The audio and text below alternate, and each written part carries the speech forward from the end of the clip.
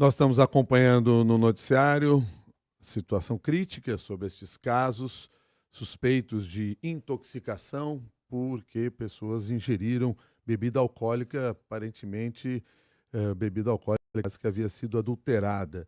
O número de notificações do Brasil subiu para 43, é o último levantamento que nós temos, com 6 mortes em São Paulo, 2 em Pernambuco, há casos então, que estão sob investigação. Para conversar conosco sobre esse assunto, nós convidamos o secretário nacional do Consumidor do Ministério da Justiça e Segurança Pública, secretário Paulo Pereira. Muito obrigado pela gentileza de estar conosco. Um bom dia para o senhor.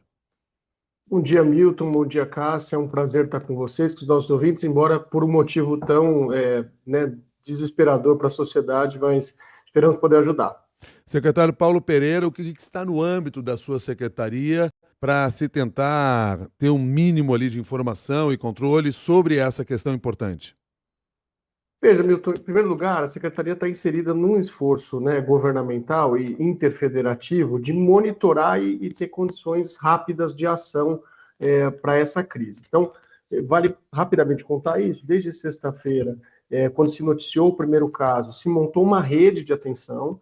Essa rede de atenção envolve órgãos da Justiça, que são os órgãos responsáveis pelas investigações desses tipos de infração, órgãos da saúde, que estão responsáveis por preparar o sistema de saúde para receber novos casos, distribuir antídotos, preparar os profissionais para que possam identificar e tratar essas intoxicações, e órgãos relacionados à vigilância sanitária, ao controle local dessas práticas. Então, desde sexta-feira isso vem sendo monitorado. Na segunda-feira, a partir dos primeiros indícios de que poderia ser uma crise não apenas local, o ministro Lewandowski determinou a abertura de uma investigação pela Polícia Federal, que está, evidentemente, tentando entender se há aqui alguma espécie de esquema de crime organizado por trás dessas falsificações, e uma investigação no âmbito do consumidor, que é a que nós lideramos aqui na Senacom, que vai procurar, Cássio, Milton, identificar os estabelecimentos, identificar os fornecedores, punir aqueles que tenham agido em desconformidade com a lei, além de, evidentemente, tentar proteger os consumidores, informá-los. Vários comunicados de informação foram soltos e produzidos ao longo desses dias, e também, no limite, fechar estabelecimentos e impedir determinadas comercializações de acontecerem. Agora, secretária, a partir destas vistorias, que já vem sendo realizadas, já existe alguma pista do que mudou para que a gente começasse a ter esse cenário de suspeitas de intoxicação por metanol? Olha, Cássia, essa situação é profundamente atípica, que é uma coisa que você traz na tua pergunta. Só para vocês terem ideia, assim, o tradicional de contaminações por metanol no Brasil era de algo em torno de 20 casos por ano no Brasil inteiro, Como o Milton disse aí na nossa chamada, nós estamos lidando com um pouco mais de 40 casos já num espaço de 3 semanas. Então, é muito excepcional essa contaminação. As hipóteses, inicialmente, poderiam ser, vamos dizer, basicamente de duas naturezas. Nós poderíamos estar lidando com algum manejo local desse produto, quer dizer, um próprio bar, um próprio restaurante que estivesse ali adulterando as bebidas. Ou a gente poderia estar, vamos dizer, enfrentando algum nível de organização, uma célula que fizesse essa adulteração e distribuísse os combustíveis. Distribuísse as bebidas. Pelo perfil dos casos, tudo indica que a gente está lidando com o segundo caso. Então, nós já conseguimos identificar alguns fornecedores. Vejam, o trabalho aqui do governo federal é um trabalho de articulação, como eu disse no começo, o foco dessa repressão se encontra nas autoridades locais. Basta ver agora se esses casos que foram identificados eram responsáveis por toda a distribuição, ou seja, se eles são suficientes para conter esse primeiro esforço, ou se não, nós vamos ter que encontrar novas células, outras formas de distribuição e assim por diante. Nós estamos falando de casos em São Paulo, Grande São Paulo, falamos de Pernambuco, hoje já noticiamos aqui suspeita em Rio Preto, interior de São Paulo. A Senacom tem recebido informações de outros estados? Veja, Milton, a contaminação por metanol ela não é fácil de se perceber, vamos dizer, de partida, não é? Então, a primeira coisa é isso, é natural que a gente tenha, num primeiro momento, outros estados e é esse o protocolo, é assim que se deve fazer mesmo, que numa suspeita mínima apresentem para a rede, dizendo, olha, aqui tem um risco de ter uma contaminação. Então, nós tivemos riscos de contaminações na Bahia, que não foram confirmadas. Mesmo em São Paulo, esse número grande de possíveis contaminações, uma parte importante dele ainda não foi confirmado, tá? A gente ainda não tem certeza são contaminações de metanol.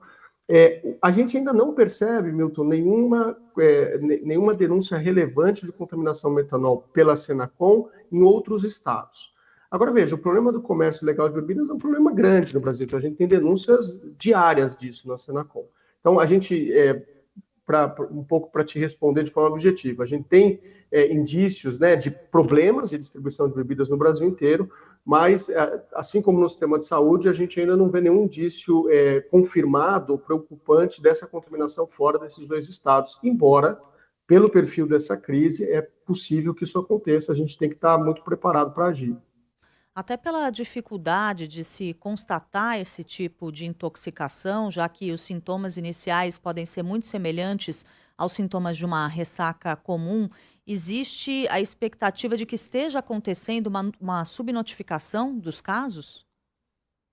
Essa hipótese é bem possível, viu, Cássia?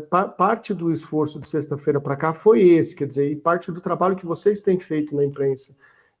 Como é um caso difícil de perceber, como você estava dizendo, se a sociedade não está muito engajada no tema, vários casos passarão despercebidos. Então, existe esse risco vamos dizer assim, da subnotificação. Evidente, Cássia, que esse risco está sendo diminuído, seja pelo esforço governamental de ativar a rede está toda mobilizada para identificar casos como esse. É evidente que mesmo com essa mobilização existem diferenças regionais, tem lugares em que o acesso a laboratórios que são capazes de produzir esse tipo de análise é maior, tem lugares em que esse acesso é menor, mas além disso, eu acho que o que a gente viveu de segunda-feira para cá foi um nível, vamos dizer assim, de engajamento da sociedade muito alto, né? Esse é um tema do Brasil, está todo mundo acompanhando, está todo mundo olhando, então a gente reduz o risco da subnotificação, mas evidentemente ele é um risco que a gente tem que lidar e ele tem com certeza um papel nessa crise. Qual é a orientação para o consumidor nesse momento? Olha, Milton, sempre, né, é muito difícil lidar com uma situação como essa, né? É evidente que a gente não consegue ter uma orientação que resolva todos os problemas, mas a gente tem orientações que podem melhorar, vamos dizer, a proteção da saúde do consumidor nesses casos. Então, em primeiro lugar, do ponto de vista do consumidor ainda, não daquele que possa ter sido contaminado, é desconfiar das situações atípicas. Então, Cássia, o consumidor que encontrou lá uma bebida que está muito abaixo do preço, ou uma bebida que está muito abaixo do preço de um fornecedor que ele não conhece, que ele nunca fez, né, um negócio, ou um consumidor que não apresente, vamos dizer assim, as condições sanitárias, não pareça ter a estrutura administrativa necessária. Importação de bebida destilada é um negócio bastante complexo, envolve registros no Ministério da Agricultura, uma série de licenças para isso. Então, em primeiro lugar, é desconfiar das situações atípicas, seja por conta do preço, seja por conta do comerciante, seja por conta até vamos dizer, dos aspectos visuais do produto, rótulo, lacre, se ele está lacrado, aberto ou não está. Depois, uma vez feita uma suspeita de intoxicação, correr para as unidades de saúde. Então, fugir de qualquer solução caseira, se apresentar a uma unidade de saúde, contar a história, olha, ontem eu estive lá no bar tal, tomei tal coisa, porque aí a rede vai ser acionada, isso nos ajuda a mobilizar, vamos dizer, as informações, quer dizer, saber onde pode ter um novo foco de contaminação, e também para a vida do paciente, isso permite que se mobilize antídotos e, vamos dizer, procedimentos que possam ser importantes para salvá-lo e proteger com mais eficácia a sua saúde. Muito obrigado, Paulo Pereira, um bom dia. Bom dia, Cássia, bom dia, Milton, bom dia aos ouvintes. Obrigado. Obrigada. Secretário Nacional do Consumidor do Ministério da Justiça e Segurança Pública, Paulo Pereira, conversou com você aqui no Jornal da CBN, agora que são 9h20.